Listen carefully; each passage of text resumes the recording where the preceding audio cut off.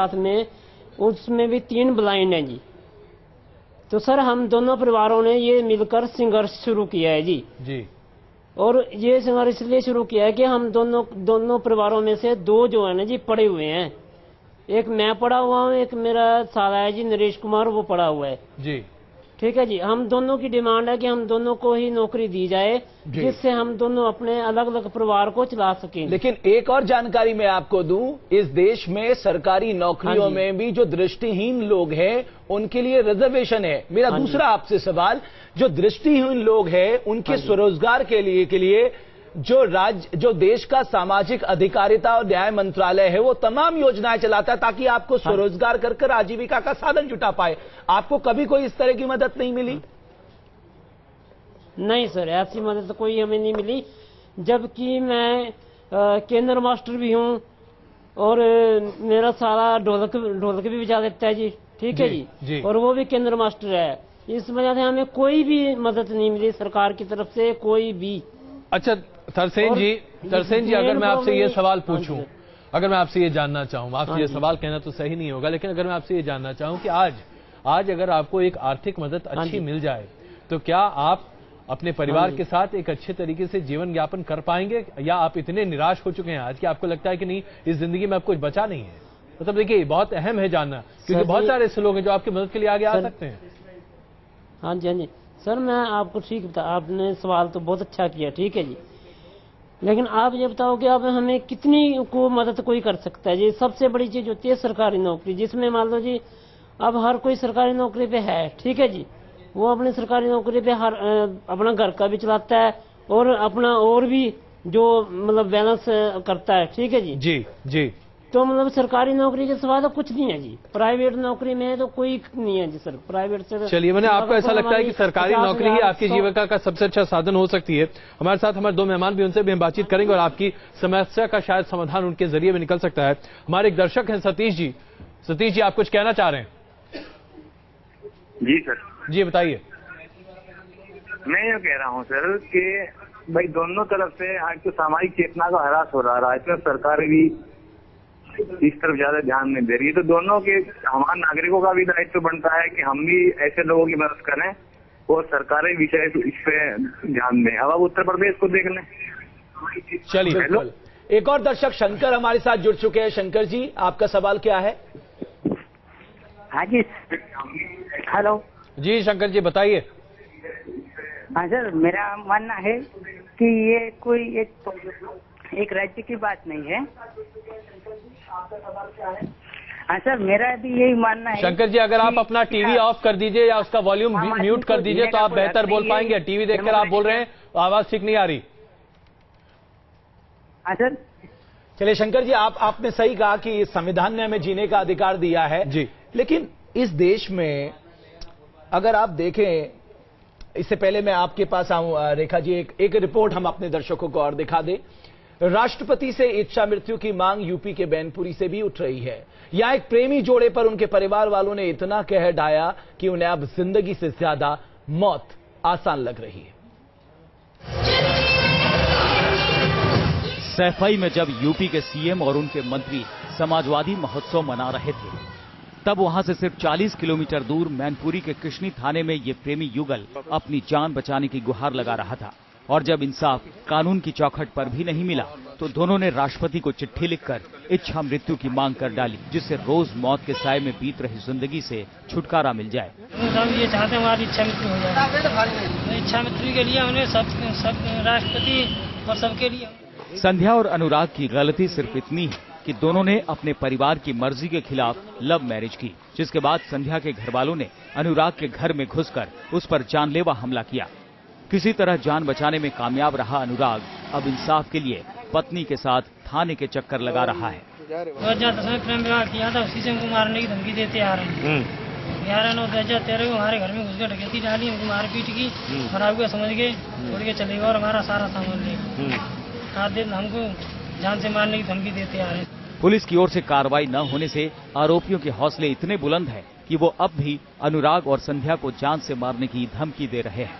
एक बार कोई घटना हुई थी, इसमें मुकदमा भी लिखा गया है कृष्णी थाने में, तो उन्होंने लिखवाया था 394, लेकिन जांच से विवेचना से सही 325 तक पाया गया और 325 में व्यक्तियों के खिलाफ चार्जशीट भी जा चुकी है।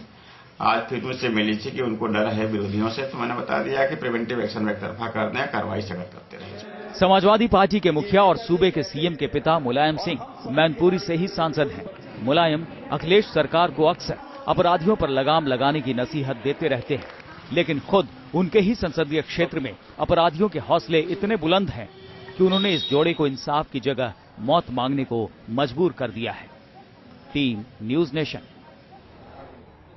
तो एक के बाद एक रेखा जी इस तरह के मामले सामने आते जा रहे हैं। अभी आप देख रही हैं, क्या रास्ता निकाला जा सकता है इन लोगों के लिए? क्या पीआईएल का जरिया निकल सकता है? क्या कर सकते हैं? देखिए, सबसे पहले तो जैसे मैंने पहले भी कहा था कि हमारे देश के संविधान में अगर राइट टू लाइफ यानी कि जीवन का अगर अधिकार, जो सबसे मूल अधिकार है, मूल्यवान अधिकार मिला हुआ है, तो कोई भी भारत का नागरिक निराश होके ये नहीं कह सकता कि देखिए मेरे को नौकरी नहीं मिल रही है, क्योंकि सरकार उस राइट को प्रोटेक्ट नहीं कर पा रही है। नहीं, राइट प्रोटेक्ट कर रही है। मैं इस जिसको नहीं मानती, जो आपके लोगों ने अभी कहा कि जी हमें नौकरी नहीं मिल रही, हमें सरकार वो हमें स्कीम्स में जो भी बेनिफिट मिलने चाहिए वो नहीं मिल रहे, वो एक स्थिति हो सकती है कि उनको जिस तरीके से सरकार की जो पॉलिसीज है, जिसको the directive principle of state policy के अंदर जो होता है कि हर भारतीय नागरिक को नौकरी मिले, एक यूटोपियन, देखिए जो हमारा न्याय का सिद्धांत है, सस्ता, सुलभ और जल्द न्याय, यही हमारा न्याय का सिद्धांत है। ये यहाँ दिखाई दे रहा है। मैं बिल्कुल इससे अग्री नहीं करती कि इनको न्याय नहीं मिला। ये उनका कहना है कि हमें न्याय नहीं मिला। अगर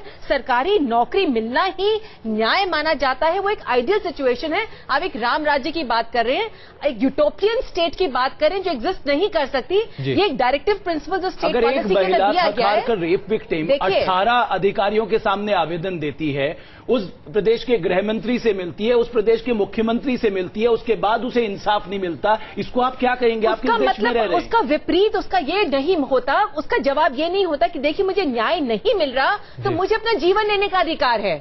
आपको न्याय नहीं मिलना तो उसका एक विकल्प है कि आप कोर्ट के अंदर जाइए, अपना एक पिटीशन फाइल करिए कि देखो मेरे को न्याय नहीं मिल रहा है, मेरे केस का फैसला करिए। अगर मेरा बलात्कार हुआ है तो बलात्कारियों को पकड़िए। अगर मेरे को नौकरी नहीं मिल रही है और अगर मैं हर तरीके से क्वालिफाइड हूं, अगर मैं उस नौकरी को लेने के लिए क्वालिफिकेशन रखता हूं, अगर मैं जैसे किसी तरह से अपंग भी हूं, अभी को लाचारी जैसे उन्होंने दिखाया कि दृष्टिहीन, लेकिन यहाँ पर एक समस्या होती है, आम आदमी को बहुत ज्यादा जानकारी कानून की होती नहीं है और इसमें सबसे बड़ी दिक्कत ये होती है कि आपको समझ में नहीं आता, लोग आपको इतना मिसगाइड करते हैं हमारे देश में। आप एक वकील से भी कई बार बात करने जाए, बुरा मत मानिएगा, मैं आपके पेशे बहुत सारे लोगों से बात कर रहा हूँ, लेकिन आप एक वकील से भी मशवरा लेने जाए, वो सही मशवरा नहीं देते। मैं इस बात को अग्री करती हूँ कि देखिए कुछ हद तक चाहे इस चैनल के माध्यम से ही मैं एक पब्लिकली एक स्टेटमेंट में ऑफकोर्स इस बात को एडमिट करती हूँ कि जितना अच्छे हालात होने चाहिए हमारे कोर्ट्स में भी, हमारे न्यायिक प्रक्रिया के अंदर, वो नहीं है। But at the same time अगर हम ये बात करते हैं कि सरकार फेल हो गई है,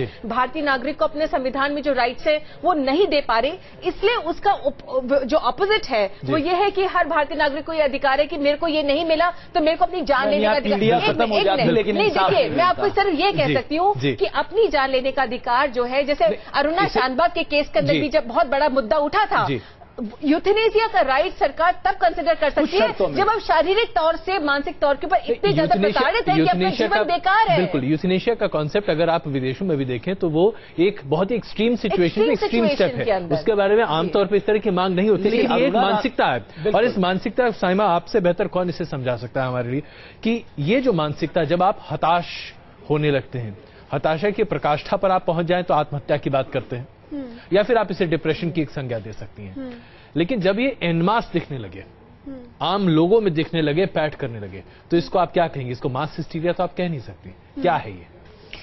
देखिए, एक इसमें अगर आप ये बोलें तो एक निराशा है, जिसमें निराशा आप इसको बड़े ओपनली आप बोल रहे हैं कि हम निराश हैं जो हमें मिल रहा है, but at the same time I would agree with her also, जो ये कह रही है कि इसका मतलब ये नहीं है कि आप ऑपोजिट करें कि आप एक्सट्रीम्स में ऑपरेट कर रहे हैं, या तो मुझे सब कुछ मिल जाए नहीं तो फिर मुझे मौत मिल जाए, तो आप एक्सट्रीम्स में ऑपरेट नहीं कर सकते। Somewhere we have to create the balance. लेकिन बैलेंस के लिए लोगों को बैलेंस में लाना, मान लीजिए अगर मैं आप ही से पूछूं, अगर आज आपके पास कोई ऐसा व्यक्ति, मान लीजिए अगर यही महिला जिसके साथ बलात्कार हुआ और 3 साल तक अभी तक उसे इंसाफ नहीं मिल पाया, मान लीजिए आज ये आपके पास पहुंचती, आप क्या मशवरा देती, क्या कहती उसे कि वो और उसका पूरा परिवार अपने आप को एक बार फिर से विश्वास की डोर पकड़कर जीवन जीने की कोशिश करता है? मैं आपकी बात बिल्कुल समझ रही हूँ, बट ओवर हियर इसका मतलब ये नहीं है कि आप लाइफ में अगर एक चीज आपकी नहीं, यकीनन आप मान के चलिए, ना तो न्यूज नेशन और ना ही रमेश हम लोगों में से कोई भी यूथ निशा को आगे बढ़ाना चाहेगा। नहीं, बिल्कुल नहीं, ये हमारा ध्येय नहीं है। देश में कानून ही नहीं है तो आगे बढ़ाने की तो बात। मेरे पास पेशेंट्स आते हैं